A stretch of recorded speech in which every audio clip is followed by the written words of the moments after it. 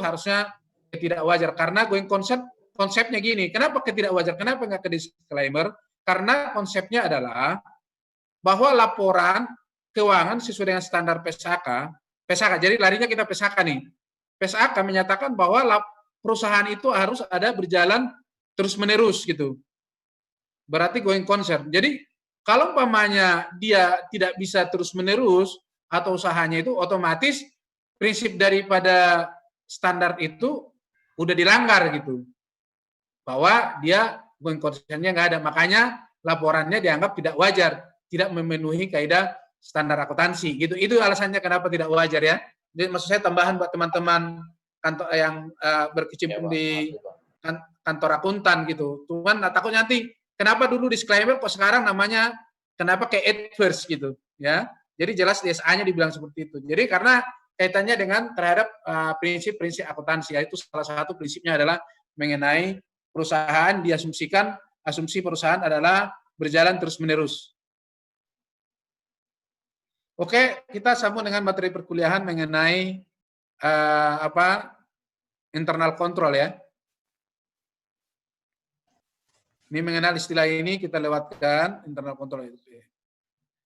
Pengendalian internal control terdiri atas struktur organisasi dan seluruh metode yang dikoordinasi dan pengukuran yang diterapkan dalam suatu bisnis untuk melindungi aktiva, mengecek keakuratan dan keandalan data akuntansi, meningkatkan efisiensi operasional, mendorong ditaatinya kebijakan manajemen yang ditetapkan sebelumnya. Jadi intinya adalah buat apa manajemen membuat internal control, pengendalian internal control? Yaitu tadi bagaimana supaya aset yang dipunyai perusahaan itu jangan sampai hilang.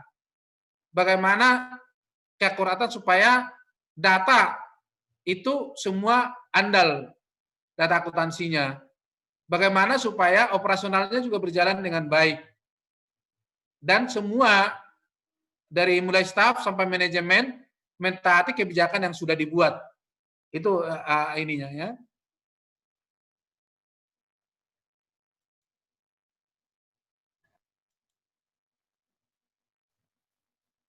Jadi internal control itu artinya diperluas dalam mencakup lingkungan pengendalian, sistem akuntansinya, dan prosedur pengendalian. Jadi apa yang dikendalikan? Lingkungan yang dikendalikan itu apa? Lingkungan pengendaliannya apa?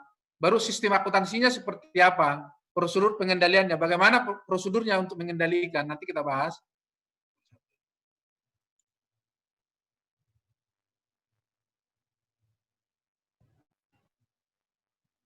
Di sini menurut S178 ini 95 itu tapi teori yang lama nih ya, tapi kita internal control adalah suatu proses dijalankan oleh Dewan Komisaris, manajemen, karyawan, dirancang untuk memberikan jaminan yang memadai. Tadi udah kita baca itu definisinya. Oke, kita lewat.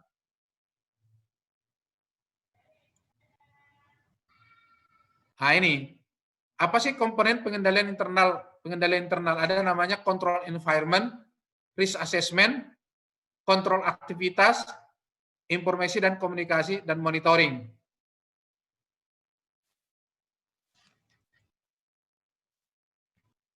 Apa sih itu control environment? Itu merupakan dasar dari komponen lain untuk menentukan irama organisasi, mempengaruhi kesadaran pengendalian anggota organisasi. Jadi gini, supaya bagaimana semua karyawan itu atau semua yang ada dalam perusahaan, baik itu manajemen, staff, supervisor, pokoknya yang ada berkaitan harus ada kesadaran bahwa suatu kebijakan yang dibuat atau suatu internal control yang dibuat harus dijalankan. Karena kalau salah satu, itu kan kayak siklus ya. Kalau salah satu tidak menjalankan, otomatis nanti itu nggak akan jalan gitu. Jadi harus semua mulai dari manajemen sampai ke bawah. Kalau udah dibuat suatu kebijakan atau sistem itu harus dilaksanakan. Jangan nanti sampai ada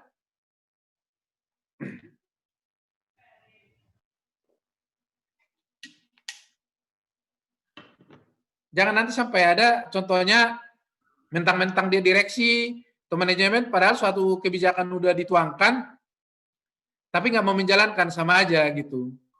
Jadi semua harus punya kesadaran menjalankan sistem. Namanya sistem. Kalau di dalam satu sistem itu ada satu yang tidak menjalankan, otomatis semua tidak bisa berjalan dengan baik.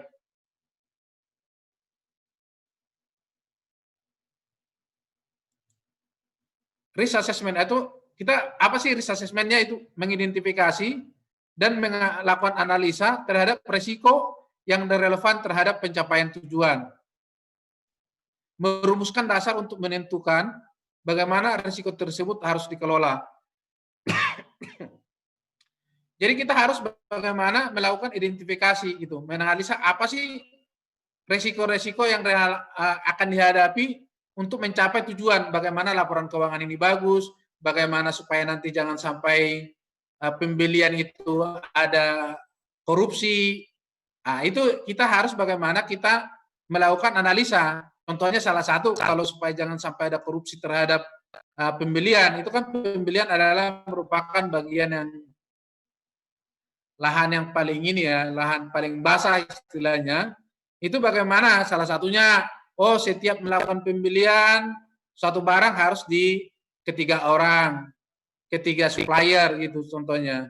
Nah, bagaimana ininya salah satu kontrolnya. Kedua atau bagaimana orang ini dirotasi supaya jangan dia di sana gitu. Jadi itu perlu dianalisa gitu. Bagaimana supaya tujuannya bagaimana supaya korupsi jangan ada sampai di sana, supaya jangan ada di sana terjadi hal-hal yang tidak sesuai dengan tujuan yang dicapai oleh manajemen gitu. Atau jangan sampai merugikan nanti pemegang saham. Kalau kita sudah melakukan analisa bagaimana supaya jangan sampai terjadi kesalahan atau korupsi, berarti kita merumuskan bagaimana salah satu yaitu tadi bagaimana kita mengendalikan memitigasi risiko tersebut, yaitu ya salah satunya untuk pembelian dari supplier nggak boleh dari satu supplier terus menerus, supaya nanti jangan ada kong kali kong antara karyawan dengan pihak si supplier gitu ya.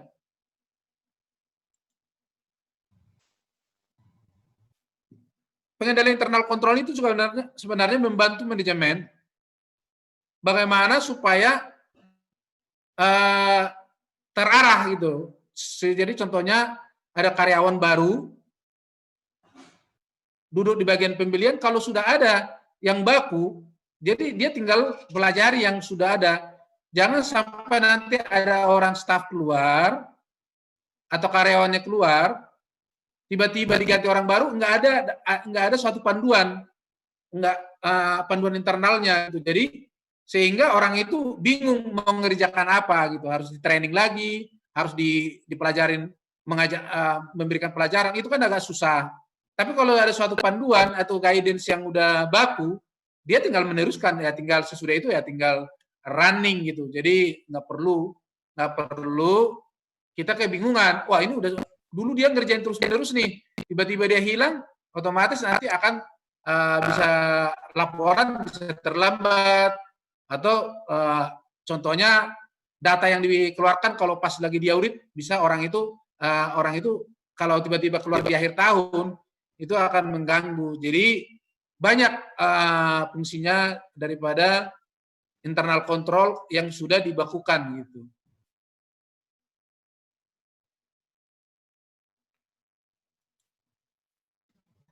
Ini nih informasi dan komunikasi ini seperti yang saya bilang, ini identifikasi, perekaman, pertukaran informasi dalam rangka bentuk dan tuang yang memungkinkan orang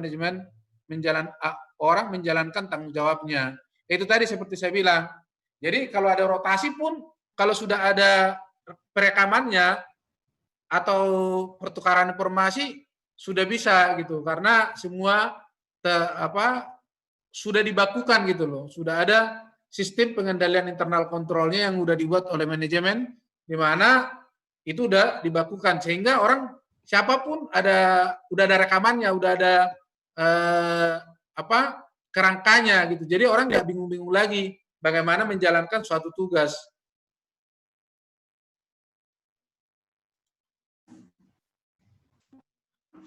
Baru itu juga proses untuk menilai kualitas pelaksanaan pengendalian internal dari waktu ke waktu.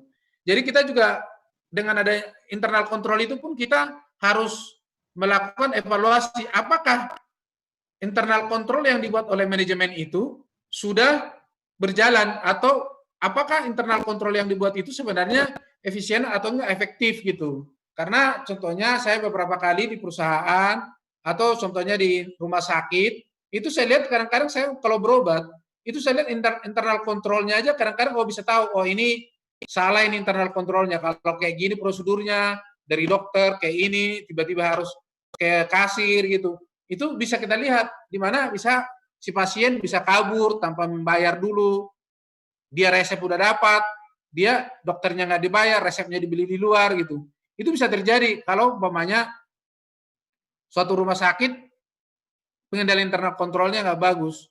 Makanya itu yang perlu dilihat dari waktu ke waktu, kemungkinan di mana ada suatu dari sistem itu yang bisa nggak efisien gitu, di mana yang harus ada diperbaiki gitu. Makanya perlu dimonitoring gitu.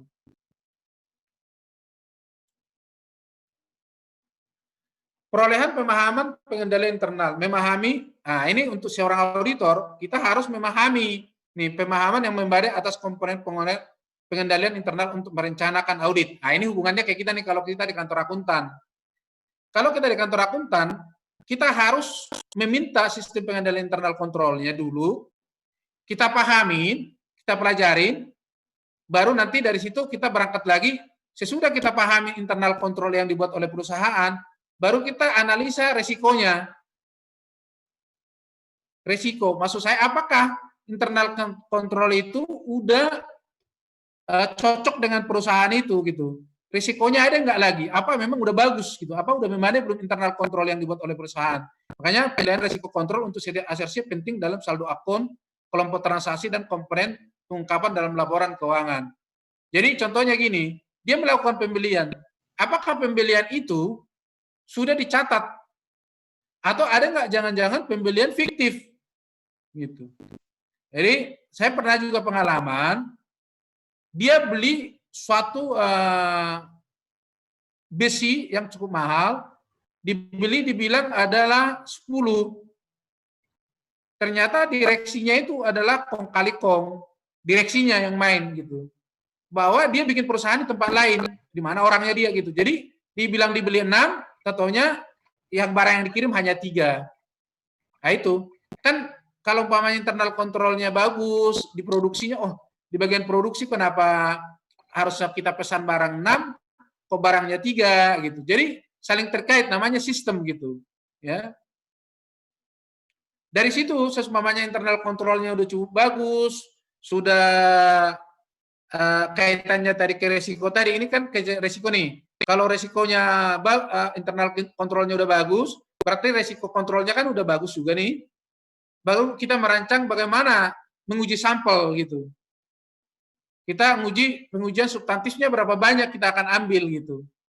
Contohnya apakah dari petarasi penjualan tiap bulan apakah cukup 5 tiap bulan, kalau ada salah 5, dari 5 itu ada salah 3, apakah bagaimana lagi. Jadi setiap kantor akuntan ada metodologinya gitu.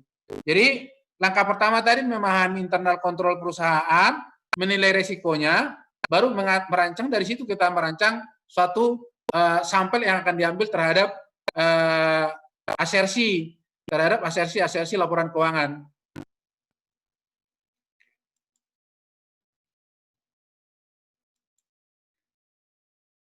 Bagaimana caranya kita untuk memperoleh pemahaman internal kontrolnya? Pertama adalah melakukan review pengalaman tahun lalu dengan klien. Jadi kalau umpamanya ini klien existing itu gampang. Kita tinggal review dari tahun lalu gitu loh. Baru kita menanyakan ke manajemen, ke direksi, ke supervisor, dan staf personal. Jadi karena kita nggak mungkin hanya melihat dari memahami dari buku yang contohnya udah ada buku manualnya gitu ya. Nggak mungkin hanya kita baca langsung kita mengerti. Apakah antara buku manual yang dibuat atau sistem yang dibuat secara aturannya, apakah dia berjalan sesuai di lapangannya gitu. Ya, contohnya seperti tadi, Apakah benar setiap bagian pembelian itu setiap melakukan pembelian melakukan penawaran terhadap 3 supplier? Benar enggak? Terdokumentasi enggak gitu loh. Nah, itu kita review gitu. Jadi makanya kita perlu nanya manajemen, supervisor atau staf personal yang sesuai gitu. Baru menginspeksi dokumen dan catatan. Jadi kita ini namanya ada menginspeksi dokumen. Kita lihat alurnya. Namanya kalau di itu arus datanya kita cek, kita ambil sampelnya gitu. Menginspeksi dokumen dan catatan. Jadi apakah contohnya mulai dari gudang, dari permintaan pembelian, dari divisi contohnya bagian divisi A membeli pembelian komputer, di bagian bagian pengadaan atau bagian pembelian apakah melalui prosedur izinnya dia dia udah ada belum otorisasi dari orang yang meminta gitu. Itu kan harus kita cek juga gitu, inspeksi dokumen-dokumennya gitu. Baru kita mengamati aktivitas dan operasional perusahaan. Jadi kita sesudah itu kita amati gitu. Oh, ini prosesnya. Makanya kembali kita pelajari itu bisnis intinya perusahaan itu dari kita amatin apakah sudah sesuai dengan modul atau yang udah dibakukan gitu.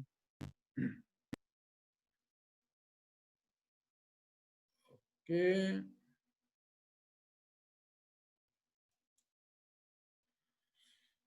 Itu dokumentasi pemahaman. Dokumentasinya apa aja sih yang si auditor butuhkan biasanya?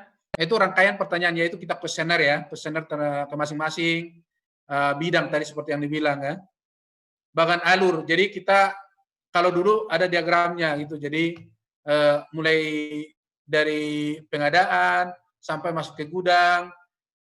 Kita kalau dulu masih ada pakai simbol, sekarang juga masih, tapi udah semua di computerize kalau yang perusahaan yang udah yang benar-benar IT ya, jadi dia udah ada diagram sismas, tapi terkomputerize, nggak manual lagi gitu. Baru kita nanti ada matriks yang digunakan untuk menentukan logika program komputer. Jadi nanti sesudah pamannya itu ada kalau ada temuan-temuan yang menurut kita nggak efektif atau tidak efisien, mungkin kita nanti akan buat namanya manajemen letter atau komentar tertulis istilahnya di sini buat itu manajemen letter yang akan kita keluarkan terhadap perusahaan seberapa jauh tidak efektif atau tidak efisiennya internal kontrol yang dijalankan atau internal kontrol yang dibuat gitu. Jadi bisa juga internal kontrolnya ada tapi nggak efektif atau internal kontrolnya secara modul bagus tapi pelaksanaannya di lapangan gitu. Jadi kalau istilahnya sampah masuk, sampah keluar gitu. Jadi kalau data sebagus apapun itu satu sistem diambil, mau sistem apa namanya yang secanggih apapun, kalau orangnya manusianya menjalankannya juga nggak bisa, itu ya sama aja juga nanti yang keluar juga nggak sesuai dengan diharapkan gitu. Jadi yang menjalankan sistem kayak XP ada beberapa yang perusahaan juga belum tentu karena mungkin karyawan udah tua, dia udah biasa manual tiba-tiba terhadap menggunakan program yang baru, bisa aja mereka nggak terbiasa sehingga itu jadi pengalaman saya sebagai berapa tahun ini kalau dia berubah sistem itu butuh tahun 1 tahun 2 tahun butuh waktu untuk menjalankan sistem baru sehingga kita selalu sarankan ada sistem yang paralel ada 2 gitu paralel sistem lama dan sistem baru supaya sampai sistem itu benar-benar bisa running supaya jangan nanti sampai laporan yang dikeluarkan itu adalah laporan yang tidak bisa diaudit.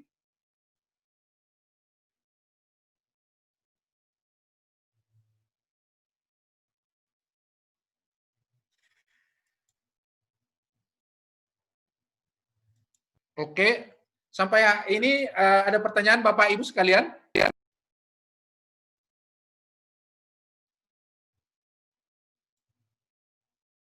Halo Bapak Ibu?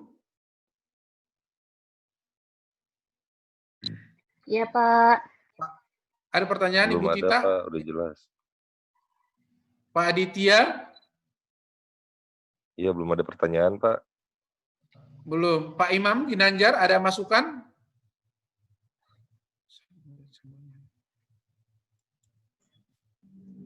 Belum, Pak. Belum ya. Pak Agus Sulistyo ada masukan, Pak? Pak Agus?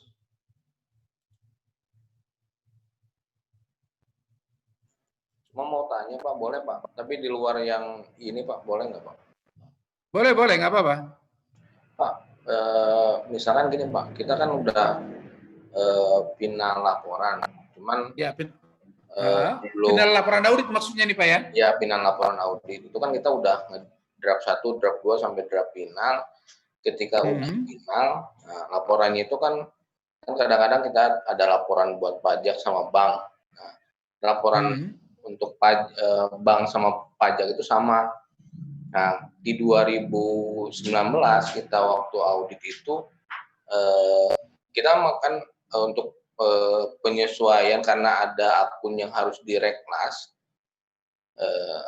di 2018-nya, makanya kita menggunakan reklasifikasi akun Pak untuk penyesuaian ke tahun current year-nya. Nah, tetapi setelah laporan terbit dari pihak internalnya, karena sedang diperiksa pajak, katanya nggak bisa direklas yang tahun 2018-nya.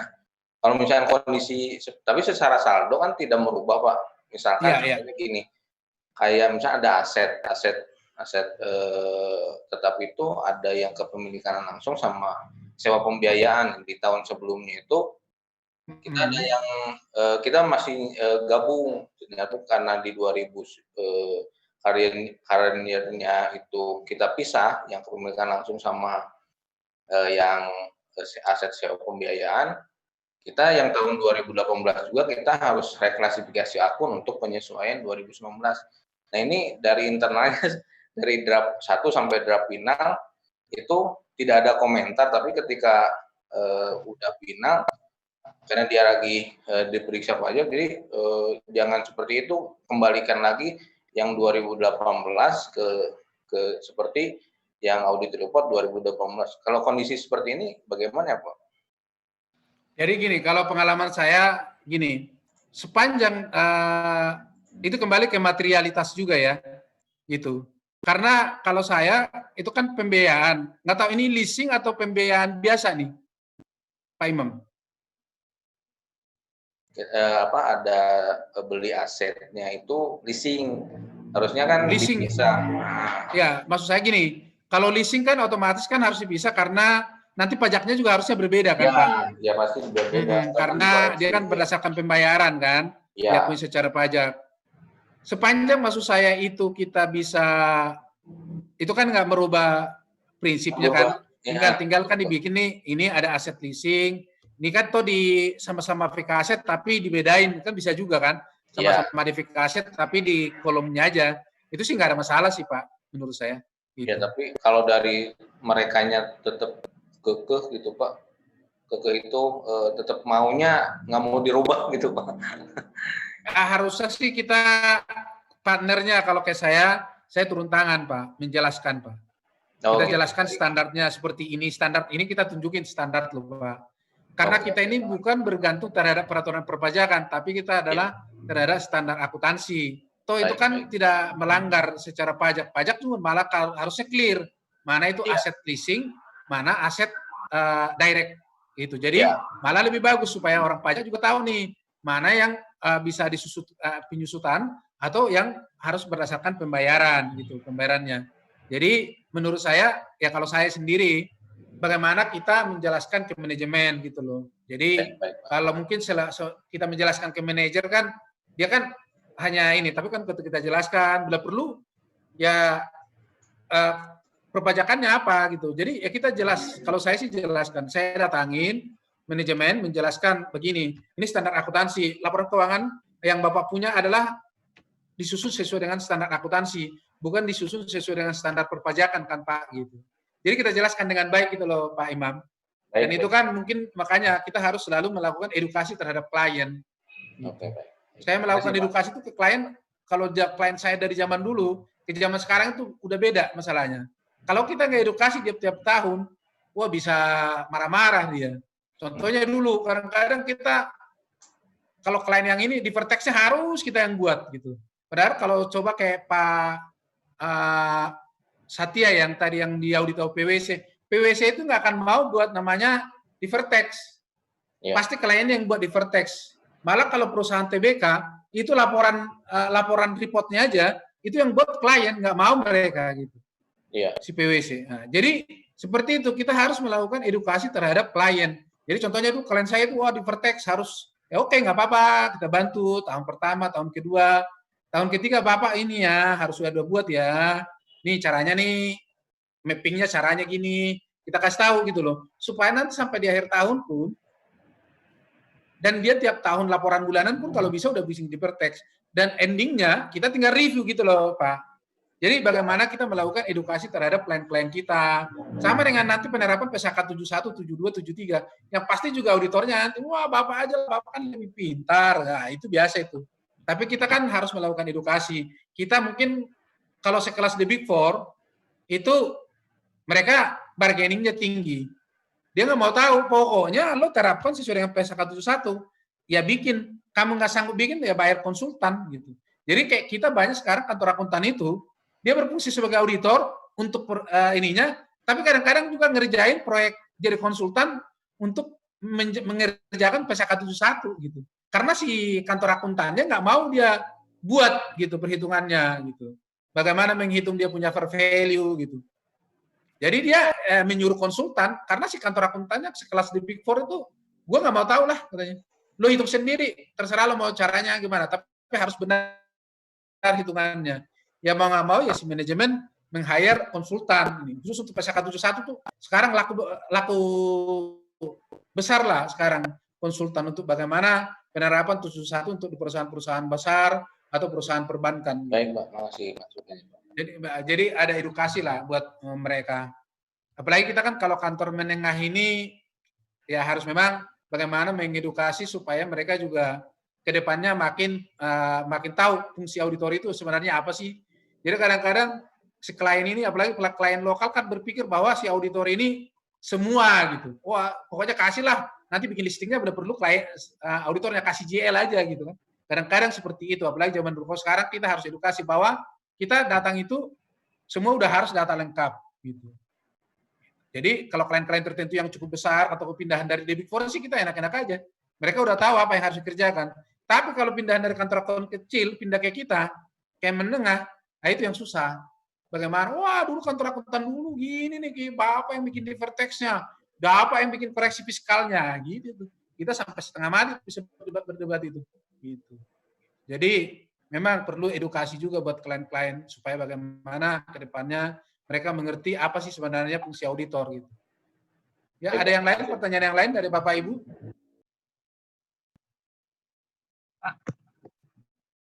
Ya, silakan Pak.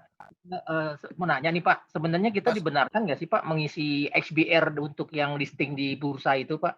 Kadang-kadang klien sering kita edukasi, tapi lama-kelamaan jadi kebiasaan gitu loh Pak. Jadi sebenarnya aturannya adalah manajemen. Kita nggak membuat itu gitu loh. Harusnya manajemen. Kita suruh XBR juga Pak, yang untuk listing di bursa IDX. Iya, tapi kan kita hanya mengetahui Pak, mereview gitu. Mereview aja yang ya. Membuat itu enggak. Iya, nggak usah Pak SPR itu Pak. Kita audit reportnya aja. Kalau di Big Four itu nggak mau sama sekali Pak. Mau bawa SPR itu kan tanggung jawab manajemen tuh Pak. Gitu. Ya Pak. Jadi awal-awal sih memang kita bantu gitu loh Pak. Saya juga awal-awal saya bantu. Tahun kedua, tahun ketiga saya nggak mau. Terserah gitu. Tapi perlu dicas lagi nggak Pak? Pindah. Kenapa Pak? Perlu ada jasa lagi nggak? Dicas lagi gitu? Oh enggak lah. Karena itu kan bukan jasa. Kalau Bapak jasa itu kan berarti nanti Bapak seolah-olah ini kan hanya pelengkapan pengungkapan terhadap laporan yang udah dibuat yang disampaikan ke OJK masuk Bapak kan ya. Oh iya. Ya, betul ya. Iya, jadi sebenarnya kita nggak perlu itu, kita edukasi aja bahwa itu tugas mereka, kita hanya mereview gitu loh Pak. Oke, baik Pak. Baik. Terima kasih Pak. Yo, ada yang lain? Bapak dosen, Bapak yang Pak Didi? mau tanya Pak, yang tadi yang dokumen pengendalian internal itu kan kalau biasanya kalau di buku kan ada 3 ya, narasi, flowchart sama diagram, langsung ada materi keputusan. Kalau materi keputusan itu berarti kalau yang untuk sistemnya udah terkomputerisasi Pak. Iya. Jadi nanti kan kita nanti ada keputusannya seperti apa gitu. Ada. Jadi ya tadi itu Pak sesudah kita tes, sesudah tes dari tadi yang Bapak bilang narasinya, ada diagramnya, sampai itu kan kita tes itu Pak. Nanti sampai kita ada muncul kesimpulan seperti apa gitu loh. Ya. Ada yang lain Bapak sekalian? Kalau enggak, soalnya saya ada mau meeting nih jam 8 lewat sedikit, nanti ada meeting partner bahas mengenai ya itu tadi. Kita juga itu bagaimana archiving. Jadi kayak saya di kantor saya sekarang, kita filenya itu nggak disimpan hard copy lagi. Jadi kita udah simpan filenya itu di cloud gitu. Jadi kita udah archive dia. Jadi bagaimana tim manajer itu tiap 20 hari sejak laporan binding dia udah harus archive di cloud gitu. Nah ini kita lagi meeting malam ini karena besok semua ada sibuk meeting. Jadi kita selesai saya ngajar, saya ada meeting lagi soalnya dengan meeting partner. Kalau nggak ada, saya minta izin kita sudahin dulu malam ini. Besok kita lanjut lagi. Siap. Ya, terima kasih ya Pak. Terima kasih Pak. Ya, silakan Pak Agus. Nggak apa-apa. Saya meetingnya jam 8. Silakan Pak. Bentar aja Pak. Saya mau Ya, tanya nggak apa-apa besok, Pak Agus Sumarna. besok kita mau pelajari tentang opini akuntan Pak ya? Auditor ya besok ya? Sepertinya sih Pak, opini ya. Oke. Karena saya kan udah lama Pak nggak belajar akuntansi, nggak belajar dari S1 kan akunting ya. Terus Ya. saya kerjanya di pajak terus Pak. Dan sekarang saya baru tahu kalau opini akuntan itu beda.